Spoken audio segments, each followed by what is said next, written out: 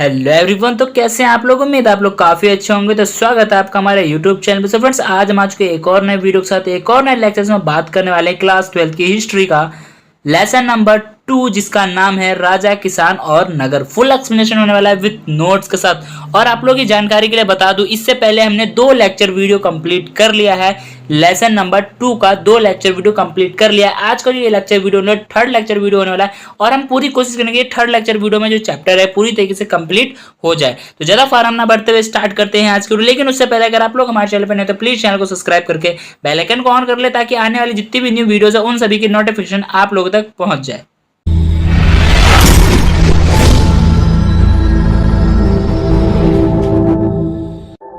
So friends, आज का जो हमारा टॉपिक होने वाला है वो होने वाला है नगर एवं व्यापार। अगर आप लोग लेक्चर नंबर 2 देख के आए तो आपको पता होगा कि उसमें हमने अग्रहार और श्रेणी तक बहुत अच्छे से एक्सप्लेन कर लिया था, और हमने उसको उस वीडियो को लास्ट टॉपिक जो हमने एंड किया था वो किया था नगर एवं व्यापार पे। ठीक है, तो आज का जो हमारा पूरा टॉपिक फर्स्ट टॉपिक होने वाला है वो होने वाला है नगर एवं व्यापार। तो ज्यादा टाइम वेस्ट ना करते हुए स्टार्ट करते हैं आज के टॉपिक को।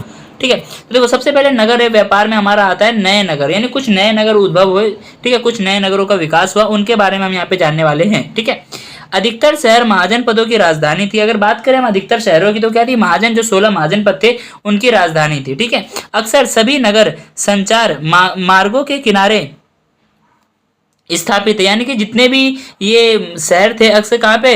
नगर संचार थे, ये मार्गों के किनारे, नगर संचार मार्गों के किनारे में स्थापित थे। पाटलिपुत्र जैसे कई शहर नदी मार्गों के किनारे बसे हुए थे। पाटलिपुत्र जैसे कई ऐसे हमारे शहर थे, ठीक है, राज्य थे, जहाँ पे क्या थे? ये नदी मार्गों के किनारे में बसे हुए थे। ठीक है, उज्जैनी जैसे दूसरे नगर भूतल मार्गों के किनारे पर स्थापित है। भूतल यानी कि जमीनी रास्ता जो था, जो पैदल राहों के लिए चलता था, गाड़ी वगैरह पालकी वगैरह जाया करती थी। ठीक है, इसके अतिरिक्त पुहार जैसे कुछ नगर समुद्र के किनारे बसे हुए थे। पुहार जैसे कुछ ऐसे नगर थे जो कहाँ बसे हुए थे? समुद्र के किनारे पर बसे हुए थे। ठीक है, जहां से समुद्री मार्ग आरंभ हुआ, यानी जहां से समुद्र की मार्ग क्या हुआ? आरंभ हुआ। मथुरा जैसे कई नगर व्यापारिक, सांस्कृतिक और राजनीतिक गतिविधियों के जीवंत केंद्र थे। यानी कि मथुरा जैसे कई ऐसे शहर थे, ऐसे नगर थे जो कि व्यापारिक संस्कृति की निगाह से देखे, ठीक है, व्यापारिक संस्कृति और राजनीतिक गतिविधियों के लिए जीवंत, यानी एक जीवित जीता जागता केंद्र बना। ठीक है, अब आता है हमारा नेक्स्ट पॉइंट है नगरीय जनसंख्या। क्या आता है? नगरीय जनसंख्या। ठीक है, शासक वर्ग और शासक किलेबंद नगरों में रहते थे। जो शासक थे ना, शासक वर्ग कहाँ रहता था? शासक वर्ग और शासक कहाँ रहते? किलेबंद नगरों में रहा करते थे। हालांकि इनमें से अधिकतर स्थानों पर विस्तृत तौर पर उत्खनन करना असंभव नहीं है। यानी विस्तृत तौर पर अगर बड़े स्तर पर देखें तो यहाँ पे उत्खनन करना क्या था? असंभव नहीं था, क्योंकि अभी भी इन इलाकों में लोग रहते हैं। यहाँ पे अभी भी इन इलाकों में क्या है? लोग निवास करते हैं, इसलिए उसको अभी भी अब खोदना क्या है? मुश्किल है या असंभव है। परंतु फिर भी यहाँ से अनेक तरह के प्राचीन अवशेष प्राप्त हुए हैं। फिर भी यहाँ पे लोग तो रह रहे हैं, फिर भी हमें यहाँ से बहुत ही अलग अलग अजीब तरीके से क्या है, जो है, अवशेष यहाँ से प्राप्त हुए हैं। ठीक है, खनन के दौरान उत्कृष्ट श्रेणी की मृदा से बनी कटोरियां और थाली मिली। यानी जब हम उसको खुदाई कर रहे थे, ठीक है, मान लो घर बनाने के लिए, फैक्ट्री बनाने के लिए, तो वहां पे खुदाई हुई, तो जब खुदाई के दौरान हमें वहां से उत्कृष्ट श्रेणी की, यानी बहुत अच्छी श्रेणी की, हमें यहाँ से क्या मिले? कटोरियां और थालियां प्राप्त हुई हैं या फिर मिली है, जिन पर चमकती हुई कलाई चढ़ी है, जिस पर क्या है? चमकती हुई कढ़ाई चढ़ी हुई है। ठीक है, इन्हें उत्तरी कृष्ण मर्जित पात्र कहा जाता है। इन्हें उत्तरी कृष्ण मर्जित जो पात्र है, यानी कि वस्तु है, कहा जाता है। ठीक है, इतना क्लियर हुआ? ठीक है, अब देखो, शायद इसका इस्तेमाल अमीर लोग द्वारा किया जाता है। शायद ही जो खर्चीले, इतनी महंगी वस्तुएं थी, ठीक है, इनका इस्तेमाल शायद कौन करते थे? जो अमीर लोग होते थे ना, वो लोग क्या करते थे? इसका उपयोग। ठीक है, साथ ही सोना, चांदी, कांस्य, तांबा, हाथीदांत, शीशे जैसे अनेक प्रकार के पदार्थ के बने आभूषण, उपकरण, हथियार, पात्र, शिल्प और पक्की मिट्टी प्राप्त हुई है। यानी कि शायद इनमें जो इसका जो उपयोग था, ये अमीर लोग क्या करते थे। और हमें कई सारे ऐसे पदार्थ प्राप्त हुए जो आभूषण किससे किससे बने थे? आभूषण प्राप्त हुए हैं, उपकरण प्राप्त हुए हैं, हथियार प्राप्त हुए, शिल्प प्राप्त हुए, ठीक है, और पक्की मिट्टी भी प्राप्त हुई है हमें यहाँ से। इतना क्लियर है? ठीक है, द्वितीय शताब्दी ईसा पूर्व आते आते हम कई शहरों में छोटे दानात्मक अभिलेख प्राप्त होते हैं। यानी दूसरी शताब्दी आते आते क्या है, हमें यहाँ पे कई जितने भी छोटे शहर थे ना, वहां पे हमें क्या है? दानात्मक अभिलेख यानी कि जो लोगों को दान दिया जाता था ना, वो दान को लिखवाते थे। जो लोग दान देते थे वो क्या करते थे, अपने उसमें प्रशंसा में लिखवाते थे। दानात्मक अभिलेख हमें प्राप्त हुए हैं। इनमें दाता के नाम के साथ साथ अक्सर उसके व्यापार का भी विवरण होता था। इसमें क्या था, जो जो देने वाला व्यक्ति था ना, जो दान दे रहा है, उसके दान के विषय के साथ साथ में क्या होता है, वो व्यक्ति क्या करता है, ठीक है, उसकी क्या पहुंच है, उसके बारे में भी, यानी उसकी हस्ती के बारे में भी उसमें उल्लेखित किया जाता था। इसमें शहर में रहने वाले धोबी, जुलाहा, लिपिक, बड़ाई, कुम्हार, सुनार, लोहार, अधिकारी, धार्मिक गुरु, व्यवसाय, ये सारे लोग क्या थे, इसमें शामिल थे। ठीक है, मैं एक बार नेक्स्ट पेज ओपन कर देता हूँ। नेक्स्ट पेज में आएगा हमारा, देखो इसमें कौन कौन से धोबी थे, जुलाहा थे, लिपिक यानी जो लिखते थे, ठीक है, बड़ाई, कुमार, सुनार, लोहार, अधिकारी क्या थे, धार्मिक गुरु, व्यवसाय और शासकों के विषय में उल्लेखित किया गया था या उल्लेखित होता था। ठीक है, अब आता है हमारा एक टॉपिक कि दानात्मक अभिलेख होता क्या है। ठीक है, दानात्मक अभिलेख तो मैंने बताया कि दान देने वाला जो दान देता था वो होता अभिलेख। अब देख लेते हैं कि अब दानात्मक अभिलेख है क्या, वो मैंने एक अलग से डेडिकेट टॉपिक लिख रखा है। ठीक है, दानात्मक अभिलेख दूसरी शताब्दी के छोटे छोटे अभिलेख होते थे जो भिन्न नगरों से मिले, जो हमें अलग अलग नगरों से प्राप्त हुए हैं। इनमें धार्मिक संस्थाओं को दिया गया दान व विवरण है। इसमें जो धार्मिक संस्थाएं थी ना, उनको जो भी दान दिया जाता था उनका विवरण, उनका ब्यौरा उसमें लेखा जोखा रहता था। इन अभिलेखों में दान देने वाले व्यक्ति का नाम और उसके व्यवसाय का भी उल्लेख मिलता है। इस जो अभिलेख है, इसमें क्या था, दान जो भी व्यक्ति दान दे रहा है उसके नाम के साथ साथ में उसका क्या व्यवसाय है वो भी इसमें उल्लेखित मिलता है।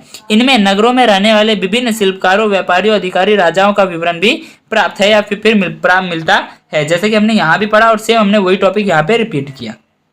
ठीक है, अब आता है हमारा सिक्के और राजा। क्या आता है, सिक्के और राजा। व्यापार के लिए सिक्कों के प्रचलन के आदान प्रदान करना आसान हो गया। यानी कि व्यापार के लिए सिक्कों का जो प्रचलन हुआ तो इससे क्या है, व्यापार करने में क्या हुआ, हमें आसानी हुई।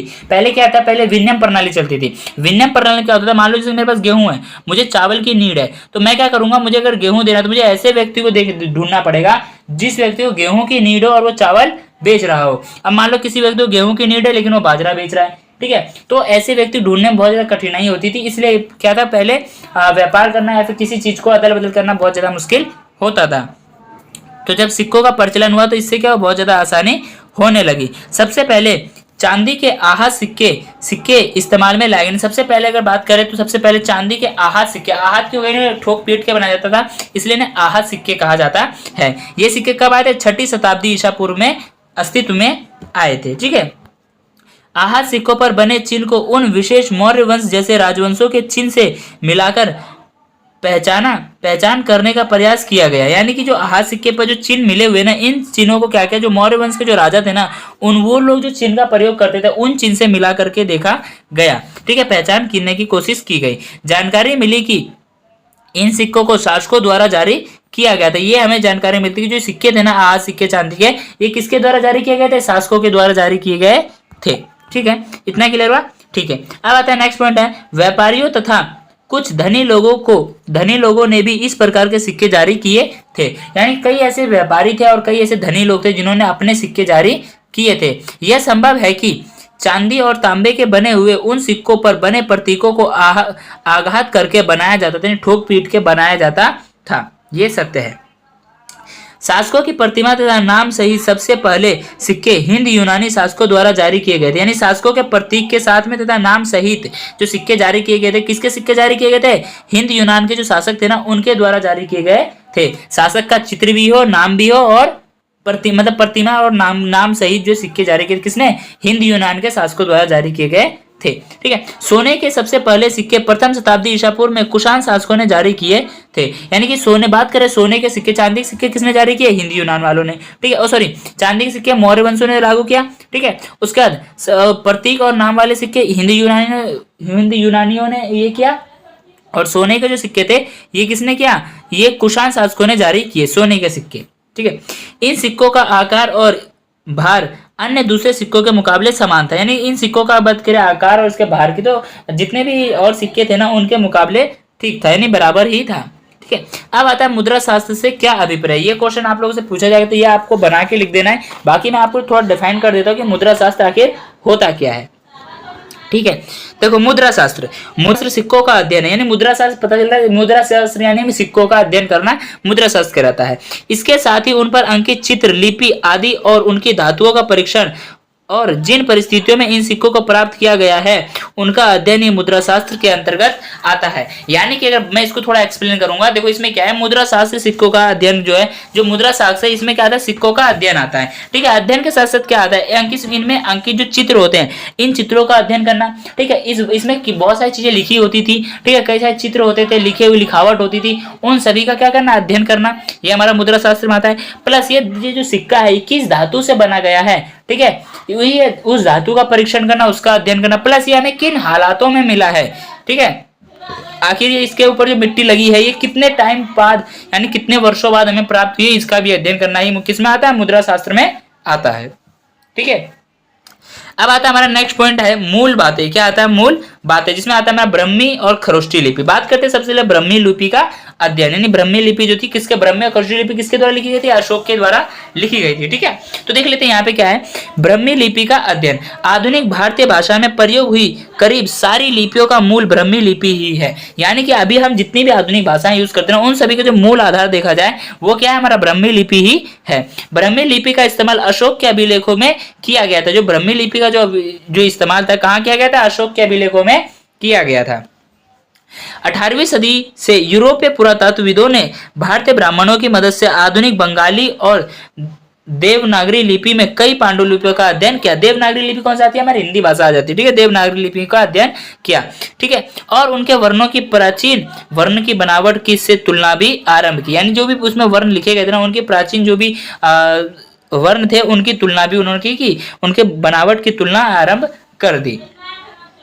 प्रारंभिक अभिलेखों का अध्ययन करते हुए, जो प्रारंभिक जो अभिलेख थे ना उनका अध्ययन करते हुए विद्वानों ने कई बार यह अंदाजा लगाया कि यह संस्कृत में लिखे गए हैं। कई बार ये मतलब कि जब वो प्रारंभिक जो अभिलेख थे उनका जब वो अध्ययन कर रहे थे तो विद्वानों को ऐसा अंदाजा लगाया उन्होंने कि ये जो लिखावट है किसकी, कौन सी भाषा में लिखा गया है, ये संस्कृत भाषा में लिखा गया है। ठीक है, जबकि प्राचीनतम अभिलेख वस्तुतः प्राकृत भाषा में थे। यानी बात करें प्राचीनतम अगर अभिलेख की तो वो कौन सी भाषा में थे, प्राकृत भाषा में थे।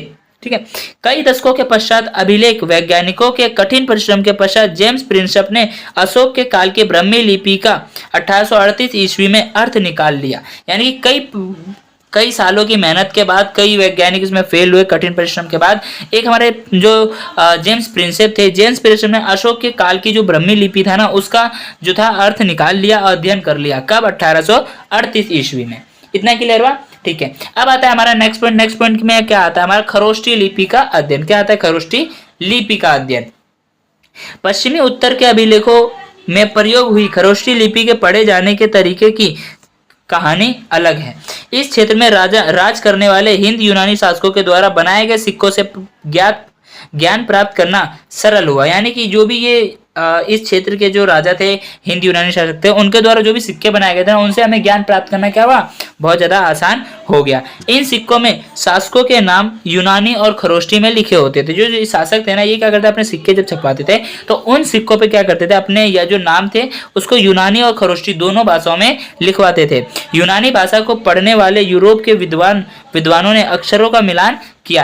यानी कि यूनानी भाषा के जो पढ़ने वाले जो विद्वान थे उन्होंने क्या किया, यूरोप के जो विद्वान थे उन्होंने अक्षरों का मिलान करना शुरू किया या फिर कंपेयर करना स्टार्ट किया। जेम्स प्रिंसप ने खरोष्टी में लिखित अभिलेख की भाषा की पहचान प्राकृत भाषा के तौर पर की। यह जो जेम्स प्रिंसप थे ना इन्होंने क्या किया, खरोष्टी लिपि में जो लिखा गया था अभिलेख था उसकी पहचान कौन सी भाषा में की, प्राकृत भाषा में की, जिसके कारण लंबे अभिलेखों को पढ़ पाना आसान होगा। जिसके कारण का जो अभिलेख थे ना, जिसके कारण जो लंबे अभिलेख थे उनको पढ़ पाना थोड़ा आसान हो गया। ठीक है, इतना क्लियर हुआ। ठीक है, अब आता है अभिलेख साक्ष्यों की सीमा। अब हम देखेंगे कि यहाँ पे जो अभिलेख मिलते थे उनकी क्या सीमाएं होती थी, क्योंकि देखो अभिलेख जो लिखे जाते थे कोई मिट्टी गीले पात्रों पर लिखे जाते थे, इनकी भी कुछ सीमाएं होती थी। बहुत से नष्ट हो गए, बहुत से में मिले, कुछ के अर्थ मिट गए। तो वो सारी चीजें हम देखने वाले हैं यहाँ पे कि जो अभिलेख साक्ष्य है उनकी क्या सीमाएं हैं। ठीक है, ये क्वेश्चन भी आपका आ सकता है, बहुत इंपॉर्टेंट क्वेश्चन है, तो ध्यान से इसको सुन लेना। ठीक है, देखो अक्षरों को हल्के ढंग से अंकित किए जाते थे जिन्हें पढ़ पाना कठिन हो जाता है। यानी जो अक्षर थे ना उसको बहुत ही हल्के ढंग से लिखे जाते थे जिसको पढ़ पाना क्या था, कठिन हो जाता था। इतना क्लियर हुआ। ठीक है। उसका देखो अभिलेख नष्ट हो जाते, कई सारे अभिलेख ऐसे थे जो क्या थे, नष्ट हो जाते थे, जिससे अक्षर लुप्त हो जाते, जिससे क्या होता है, अक्षर जो है लुप्त हो जाते थे, हट जाते थे। इसके अतिरिक्त अभिलेखों के शब्दों के असली अर्थ के विषय में हमें पूरी जानकारी प्राप्त नहीं हो पाती। मान लो कोई अर्थ है, कोई शब्द है, वो अगर थोड़ा भी टूट गया या नष्ट हो गया है, तो हम क्या उसको अनुमान लगाएंगे। तो अनुमान लगाने से क्या होता है कि जो कुछ वर्ड है ना, उसका जो सही अर्थ है उसकी जानकारी हमें प्राप्त नहीं हो पाती है। इतना क्लियर हुआ? ठीक है। अब आता है हमारा नेक्स्ट पॉइंट। नेक्स्ट पॉइंट क्या है? बहुत से ऐसे अभिलेख हैं जो अस्तित्व में से ही मिट गए हैं। बहुत से ऐसे अभिलेख हैं जो अस्तित्व से ही मिट चुके हैं, नष्ट हो चुके हैं। ठीक है। अभिलेख हजारों की संख्या में प्राप्त हुए हैं। जो अभिलेख है हमें कौन सी हजारों की संख्या में प्राप्त हुए, परंतु सभी के अर्थ प्राप्त नहीं हुए। सभी के अर्थ क्या प्राप्त नहीं हुए, सभी को पढ़ा जा सका नहीं है, या और ना ही उनका अनुवाद किया गया, और ना ही क्या है उनका किसी दूसरी भाषा में अनुवाद किया गया है। ठीक है, इतना ठीक है। देखो, खेती की दैनिक प्रक्रिया और दैनिक जीवन के सुख दुखों का वर्णन अभिलेखों में नहीं मिलता। यानी कि जो लोग किस तरीके से खेती करते थे, ठीक है, और जो बाकी वहां के लोग थे, प्रजा रहती थी, वो अपना जीवन किस तरीके से व्यतीत करते थे, उनके बारे में सटीक जानकारी अभिलेखों से प्राप्त नहीं होती और अभिलेखों में उनके बारे में लिखा हुआ नहीं है। ठीक है। अभिलेख बड़े और खास अवसर का उल्लेख करते हैं। जो अभिलेख है ना, वो क्या करते हैं, बड़े जो अमीर लोग हैं, अमीर तबके के लोग हैं, उनका और खास जो अवसर है ना, उसी का, यानी अवसर यानी त्यौहार वगैरह, अनुष्ठानिक वगैरह, उनका ही हमें क्या है, लिखित मिलता है। इसके अतिरिक्त अभिलेख सदैव उन्हीं लोगों के विचार व्यक्त करते थे जो उनका निर्माण करवाते थे। जो अभिलेख है ना, अक्सर हमें ये उन्हीं लोगों का क्या है कि उन्हीं लोगों की जानकारी देते जो इन्हें लिखवाते थे।